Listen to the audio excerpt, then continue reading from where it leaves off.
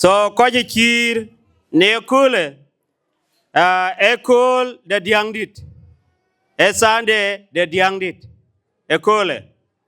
Na esande de diangdit ke bo ka dang ka diangdit I mean. Ke ka kir ke ne ekole. Bung tweng dier ke ekole din ket ne ekole. E din ket e terber kudatem. Lekter de ekole e ben be diak. Lekin aya yo ye ben ye go diak chala kir ne.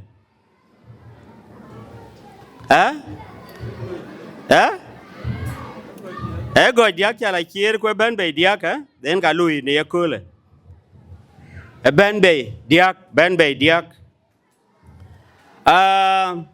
Bung de lek jut. E John tier ku doro abagala yale kalanda ich. Ache kala ga be pe ato kalanda ich.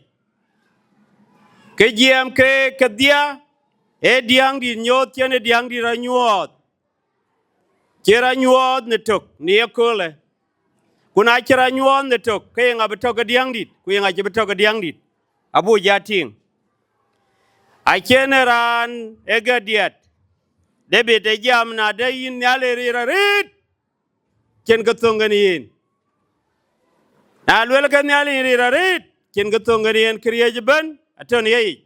Ken nyale un ku nyale wa ku nyale jong dit. Yana nyale ka dia. Nyale rira rit. Na loko ben elekter. Keke jiamen. Abala yunom ke chegor. Bun nyop. Bun nyop. Bun nyop. En gabala yu. Ben bay. Diak. But. Ye ne bune. Kere loirat. Ran chol Moses. Ran chol Moses. E daman cheninget kira gol. Pande Egypt. Koi ke Jews. Ka Israel. Anget ke. Achi markulwel ke yen. Men duk ben abiano. Go Moses go la tiana ke chirpe ke diak. Na la pe ke diak la ke to go ke januan be Moses ba tao no. Go ke jala tao wan ni nyane ben. Yen wak. Go Moses jabi yu nyane ben ku te nyan ken ke chira tian. Na le nyane ben le tinga jara go ben nyan ken ku le chipiat ba ila kora na de le bemu. Go le la ka le bela kor go man jabela be. Jela diri ya pane ben. Paro. Na le dir ke yene dir ke nyi na de ke mo Israel. Na nyi ke mo Israel ke kulda. E mo Israel ayu ke tar ke mo Egypt.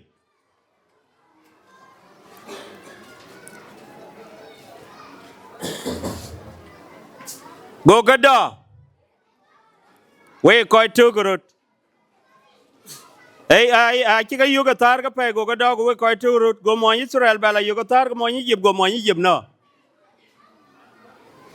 E mo Egypt ko no. Mo Israel atar kan mo Egypt go no ku le tian le tau lietik ku lurping. Ku je mo Egypt ye kor ke chi yu. Na lonin ke beri ke Israel yu ke pe ke tar go ke ja do ku je lo ko to go ran to ko lo kor ba wono chiran wa a ko ke na che be yen na nei kor wa be no chiran du war cha no go Egyptian ke to ten go ja go pin go to ler ko mo te ke na ran war che yu kor ku che yu ko Moses go kar ler pan chol media Moses de jabla to media chiran de chol jesoro chi bela kwan le lum ke mende Yeto kran chol jasoro ye gabiok. Na le biu goto. Ke jaya ran chirot lew. Ke jidir. Gonya le la tuol no ngin. Lo malaika le tuol. Bi kulo roke but. Ku ye liem de maje ting butik ke dew. Go Moses go tae pio manchi ye manye tule no. E kur chol e ro peten ke tule ne num ke biu ken. Elom. Ye ro ka yugu chol Sinai. Yen Moses raja chwar terbut. Na chora terbut bila ting manye. Go la dura chutitio te ke chin tin dadu etela jek. Nyai wari chok. ngoror go ben ya wo war ja gwa nyai ko je lwela ni nyale e kwarku an nyale Abraham ku Isa ku Jacob incha chol ko che agum pan chol Egypt akor ba koy la yo ku bagala bay ba koy che baga bebe din ko che cha ping aye nyuot teten imany ne atule e diang di te kene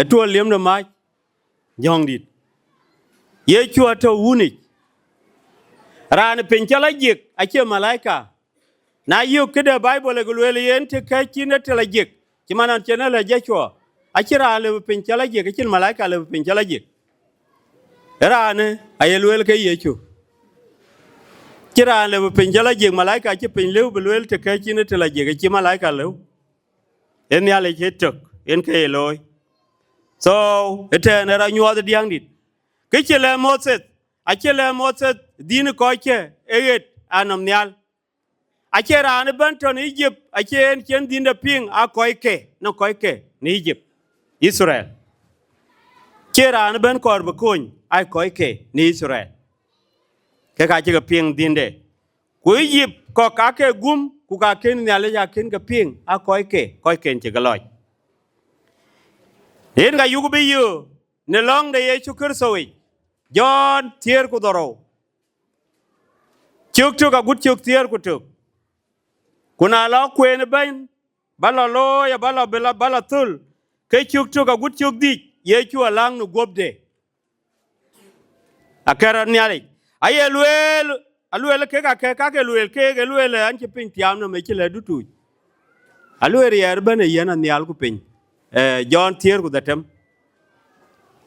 rir ban ato achin rir ban en ga en jala gol ku luel na chi ke ka tul ke li nyal ku luel awa no man aluel lon cha yene ne cha tul no man gobdu e man tioke an chi berato no pinom alo no ngin ku ke ka cha ga le wel ke cha ga le ke a cha ga yen ke ake ku chin on cha ga pin ku yi ni ne nye e man tioke an ber pinom nyang no we ku ke ga ko ke ato no pinom ye luel an chi lang ke dia ake man ke ko man chi gam ke ka lang an ke a che ko ga pinom ben aluel ga che ba ga nya e pinom e ba ka ya gel e kra yani yena bu dia ga du e ba ga gel kra biatok kimanin watok ke kai nyale un kuwa ku jong di lajik ai nyale tok ai kor bu koy ken win ye gam diang dit biatok etok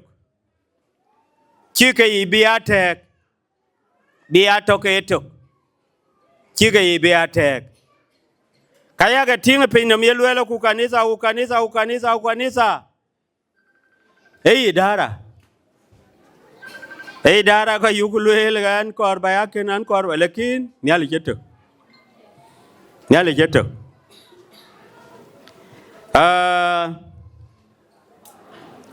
acha tingwar long piat Bishop Nathaniel wa loy yom tben war kilo a generan chol mabior madit e bo chol alwel ye nan che mabior ter an mabior jot an mabior pe na ya mabior ter ken ben akuru ku chol bo bung lecter bung ter ngor ku je ya bung jot ku bung dan war chamadi ku lel ke bo ka a bo ka nyale a lui ko ke dia a bo ka nyale a lui ko ke dia bo ka ku chiru til yong nuor til luel ya ko dola luel wo ko kan la luel cha luel ema bir yo ya chol ma bir yo na yen kede ne luel yide ka kan yale ko ko la loya karan yala chenga ya ja kede lekin wo ko kan yale ku chi diang dit ben ya kul chir kule akor bara ko diang dit te bo ku ga chi kura chi ko ga pinnum ben chen ga ben a ko ke ka chi ye chu ko ton un ye chu to un ku jong dit te ben war jong dit ka chen wa jan war tok tin aku da ko le we to diang dit ka chera nyuote ke be jala tinu man tioke e luo ben wa jaluo diang di de ben kera nyuo luo ko ka koran be agam be aton ye luo dun bin jaluo e diang di ti nga be jaben a luo ben ko jala tinu man e luo ga be jata akor burutao e diang di chin che man chen ye chu jaman chilang ne koy ga pinom ben an lang ke man ya gam ye chu be long e du tu ke chuk de tema guten be lo tier ko dongwan le ine queen ko ber ye chu be long tier ko dongwan gutuk de be long ko blo ben be ya lo gam ko be al ba ya lo ben mandene ko be ya lo gam so ye luen mat kek bi atok kri ri jarit ay luen an chilang ran ben an lang ke ga man ya gam alel ko che baga nyaay ne pinum e baga ya gele krai ko bi atok che man yen wo tok warte ga jarit koy ko taw rat nyale kien e diang dit kien wan barataw ne diang dit kien ne ye kol kir kole na to ne diang dit pyo ka bo mu a gut kol de ne ren ga un ku wa ku jong di la jek